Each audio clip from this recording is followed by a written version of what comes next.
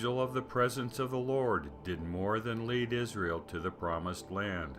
The angel did more than protect them from their enemies and give them light at night.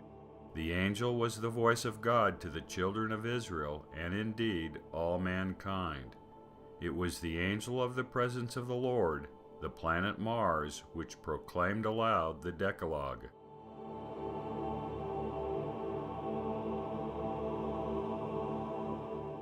The Church of Jesus Christ of Latter-day Saints openly teaches that it was Jesus Christ who personally gave ancient Israel the law and the Ten Commandments. According to a church-produced video, the Savior gave the commandments while in a cloud over Mount Sinai. Jesus wanted the Israelites to hear his voice. Moses told them to stand at the bottom of the mountain. The mountain was called Mount Sinai. A cloud of smoke came on the mountain.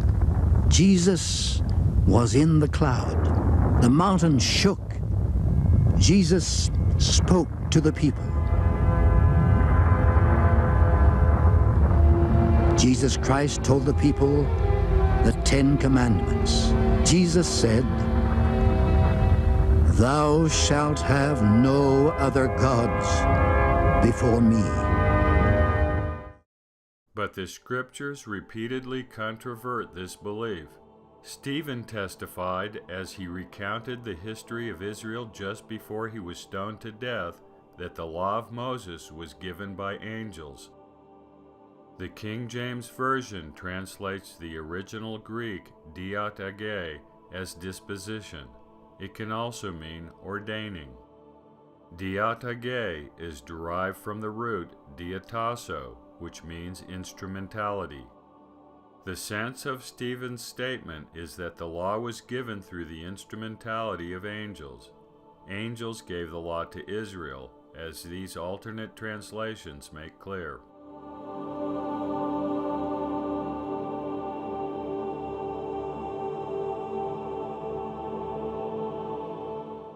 Later in his discourse, Stephen repeated the claim.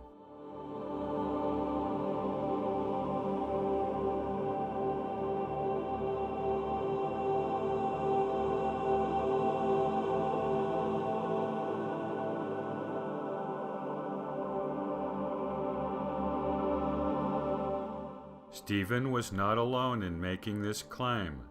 Paul, in his epistle to the Galatians, asserted that angels had ordained the law to Moses using the same Greek root.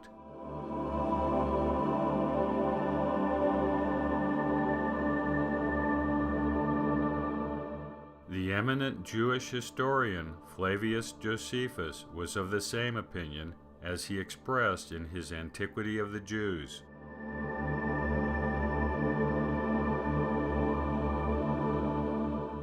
Jewish tradition holds that God employed angels to deliver the 10 Commandments.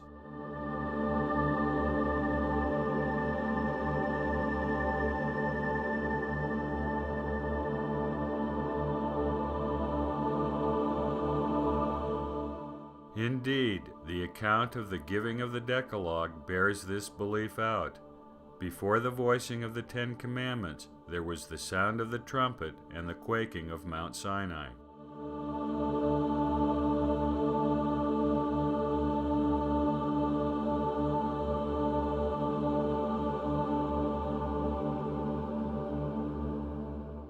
After the 10 Commandments were finished, the Israelites were so afraid of what had just occurred, they moved away from the mountain and pled with Moses to speak directly with the Lord. They were afraid if the Lord spoke again, they would die.